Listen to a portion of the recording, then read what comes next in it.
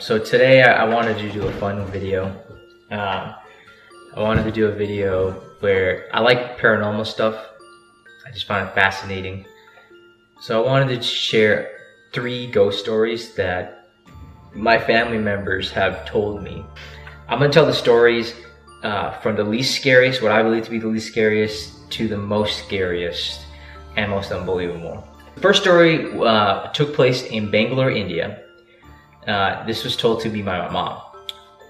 This was not her experience. This was an experience that a village teenage boy had in the village, and the whole village was involved with this. So Bangalore, India right now is the IT city, the Silicon Valley of India. But in the 70s, it was just forest and a couple of houses here and there. So your neighbors would be about half a mile, if not a mile away. So there's a festival that was going on in India late at night. So the whole village pretty much was going to go to this festival. So the whole village went to do this festival except for one village boy. He was about 13 years old, but he had an exam to study for. So he's like, I can't do this. I can't go and do the celebration. I have a very important exam in the next few days. I'm going to stay home and study. So the whole family the whole village goes to the festival. And after the festival is over, they return back, and the time's about between 11 to 12 midnight. When the whole village arrives back, they notice that this boy is laying outside of his house, of his family's house, right in front of the doorstep, the porch. Just fainting. So the whole village goes and picks him up. When they shake him awake, he awakes screaming out of his mind, freaking out, looking around, scared, didn't know where he was at. They calm him down, and he tells them what happened to him. He tells them that after about an hour after everyone left, he was sitting by the window to study.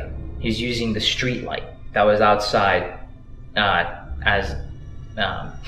as light, something in order to be able to read and study for his exams. And then he all of a sudden hears this woman saying, "Please help me. Help me, let me in." Or help me, not let me in. Help me, please help me. I need help.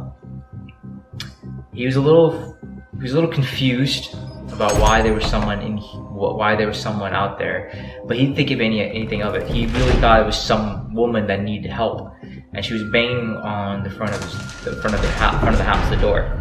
So he opens the door, and he sees this woman in full white, black hair, and she looks furious. But when he looked into her eyes, he said this is what scared him, what threw him over the edge. She looked furious, but her eyes completely white, no pupils. And immediately when he noticed this and he made eye contact, she went for him like this. Like, imagine coming at you. By the time he got here, he passed out.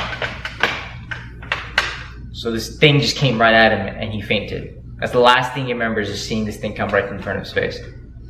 And the next thing he remembers is the village is waking him up. He was scared out of his mind. He swears it's the truth. The villagers were very scared. I think my mom said that they brought in a priest to do a ritual to ward off the spirits and negative energy, but it freaked out the village so bad that there was something like this walking around. They truly believed it was a witch or some sort of demon walking around the woods. So my mom, as soon as it started getting dark, she had to be in the house. That's how scared they were. The second story took place in India, of course. It took place in a town called Versur. It took place in around 2002, 2003. This was told to me by my cousin. She and her sisters experienced actually with their neighbor. So they bought a new house, a new development, and Versur was similar to my mom. They were starting to cut down the trees and build new developments. So she and the neighbors were one of the few homes that were currently built already. So there wasn't that many neighbors. So they befriended the neighbors There's 3 daughters in the neighbors. So my 2 cousins, they became friends with the 3 daughters. And the 2 of the daughters were older than my cousin. My cousins were 12 and 13. And the other 2 of the daughters were probably like 16, 15. And then there was a young one, the 3rd sister from the neighbors, was about 8, 9 years old, very young. She's the focus of the story. So what ended up happening is that they started noticing that she would start talking to herself, like by herself, sitting in the corner talking, and then they call her, hey Shreya, Shreya, Shreya. And then after about the 4th or 5th time, they come really close to her and be like, Shreya. She'd turn around and look like, yeah, what's up? Like she didn't hear any of the other calls for her name. And they're like, what's going on? And she's like, I was just talking to my friend, and she looked back and nothing. There's nothing. Which was strange at first, but they didn't think anything of it. But she started doing this for quite a while, and my cousin was saying it started freaking them out a little bit. Like, what's going on with this thing? Why is she saying? Why is she talking to herself? Her friends, the 2 older sisters, noticed as well, and they told their family. So the family brought in a priest. And so they were reading out of I think it's the quorum. They're reading out of that just to bless the house. And that's when everything started happening. So when they did that, a few days she wasn't talking to herself, she's totally fine. And then all of a sudden they just start hearing screaming coming from, and mind you, this is like, my cousin's, their house is about half a mile from their friend's house. But they were screaming so much that all the neighbors could hear. So all the neighbors came to see what was going on. And the father of the house and the 3 daughters were saying, yeah, everything's okay. My daughter just had a nightmare, whatnot. You guys can all go back in. But they said that the way she was screaming sounded like it was an animal. It didn't sound like a person. It sounded like a monkey, like some sort of ape. It started getting worse and worse, that the kids stopped coming out to play. My cousins, they didn't really know what happened to the family in between, but they remembered this specific part. So they went, one time it got out of control where the 2 of the older sisters came and ran to my cousin's house, and they asked my uncle to help them. They said they brought in a priest, and they told them, yes, there's just something going on, we need your help. So my uncle's like, all right, so we'll go, and my cousins, they followed. They wanted to know what's going on. And in the back, they go into they're about to enter the house. And then my cousin said, this is what she sees. She sees the priest trying to read, like the Holy Quran. There's 2 of them. And the girl is just standing, this 8, 9-year-old girl. But the priest's assistant, the father, the mother, and one of the older sisters that didn't come to get them, these 4 grown people, much bigger than this girl, could not keep this little girl off. She was just screaming and like cursing in the whatever language they were speaking. So my uncle, he stepped 1 foot in the house, and immediately the girl just shoves all of these people, almost like the Matrix, pushing when Neo had all of these Mr. Andersons, all of his, that agent on top of him. He shoved them all off. That's what this little girl did. And she looked at my uncle and said, I'm gonna drink your blood if you take another step in this house. My uncle said it was the most scary thing he felt. He just turned around and he took my cousin and they left. They were asking, they're like, please come back, we need your help. My uncle ignored him and he told my cousins, don't ever go to that house again and don't ever talk to those people ever again. He was that terrified. So what happened to that family, that poor family, they ended up moving. I guess they figured, my cousin was like, I guess they figured that it was this place. If they moved somewhere else, quite possibly the demon or whatever is attached to this girl may just decide to stay. So we don't really know. My cousin said they have no idea what happened to that girl, that family. They had lost touch. So that was the second story. But if it wasn't for the fact that it's my grandmother telling me the story and I trust my grandmother, I would never believe the story from anyone else. So even you might not believe the story. So the third story, like I said, it was told to me by my grandmother. And this is when she was a child. So this was like in the 40s I'd say. Yeah, mid-40s. Mid-40s. So she was living in the village. These two neighbor village boys that lived in the village, there's three of them. The three of them, they were walking through, there's a bunch of banana and coconut trees that Indians would grow, and they would keep them in lines. So these lines of trees would be like 50 plus trees on each side wide and like hundreds of trees across. And these would go for a while. Like these are lots of trees.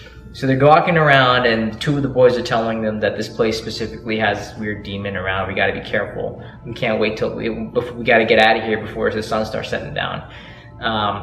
And one of the boys starts teasing and be like, I'm not afraid of this ghost demon. You know, just like teasing you and saying, you know, I can't do nothing to me. You know, fuck you, demon. So on the way back, they're heading back to the house because it starts getting dark. And so it's the two boys are walking in front. They're in a line. They're in a line basically. So the boy in the back, he's the one still talking. She's like, "Come on, I can't believe you guys are this scared." Because the other two boys like, "The sun's about to go down. We gotta go." The third boy's like, "Come on, this is bullshit. This ain't nothing." And he's just teasing around. And then after a while, the two boys are like, "Finally, you shut the fuck up," you know. By the time they get out in front, they turn around and he's not there. They're like, what happened? Where is he? So they start searching for him before it gets too dark. And they couldn't find him. They ran around screaming his name. Ajay, where are you? Ajay, where are you? It got to the point where it got really, really late, you know. So they ran back. So the father of the kid was like, where's this kid? They told him, like, we don't know, he's lost in the woods. We just turn around and he was gone. And it comes to the point where the whole village is like, all right, we're gonna have to go find this kid. So all of the village men went. After a while, after like 4, 5, 6 hours, I don't remember, 4 to 6 hours, I think my grandmother said, her father and the other men could return back. And they are terrified. And my grandmother tells me that her father was so nervous. And my grandmother, she stayed up waiting for him to come back because she wanted to know what happened. She kept on saying, what happened? What happened? He wouldn't even acknowledge her. And he finally was like, all right, I'll tell you what happened. They track the boys. They find some evidence of where this boy was. They didn't know they spread out and they were able to finally hone in on where they believed he was. So they hone in and they go to this roofless cave. And what the men saw terrified the fuck out of them. They found, because they were finding pieces of the boy's clothes, and that's what led them to here. They found these 3 stones lined up in like a triangle shape, and in one stone was the skin. The skin of the boy was neatly folded up and placed on the stone. Another stone had the boy's bones. All the skull, all the bones were placed neatly. And then to the far right was all of the intestines of this boy. And they said that you could still see steam coming from the intestines, so this was something recent. And then they found symbols around the cave or whatever, the cavern. They were so terrified that majority of the men ran back, but my grandfather's father and a few men, maybe like 2 or 3 of them, stayed because the father of the boy was disheartened. He just collapsed. He was crying. He wouldn't leave. They said that you could feel that something was not right. That if they didn't leave, they were going to be next. So they literally had to drag this man away from seeing his son split out like this, these 3 different parts. and they ran back. The whole time they were going back, they could feel something right behind them, like right behind them. But the saying is that if you turn around and look, that thing, whatever, will grab you. So they said that the grandfather said, like, we were just focused on staying forward. We didn't want to turn around. We didn't want to know what was following us. It's so unbelievable. The story's crazy. You know, it sounds like a brutal murder. It's unheard of in the village like that. But they truly believe that it was some sort of demon. So those are the 3 scary stories that I have. Like I said, the third one's kind of unbelievable. You know, is it paranormal or is it not paranormal? It could be a murder, but skinning a boy and putting different parts of him in 3 rocks sounds kind of fucking crazy. It could be. I thought it was probably occult stuff. That's what it kind of sounds like, but yeah. My grandmother swears that that's the 100% the truth. Anyways, those are the 3 scary stories, that true ghost stories that my family members have shared with me. I hope that you guys enjoy those stories. I mean, if you guys like hearing these stories, I have other stories from other members, but they're not as exciting as these. I might tell the stories, or I might just tell stories that I find from my friends or something like that. Anyways, let me know if you guys like the story or not. I'll be sure to post some more stuff similar to this. Thanks, guys.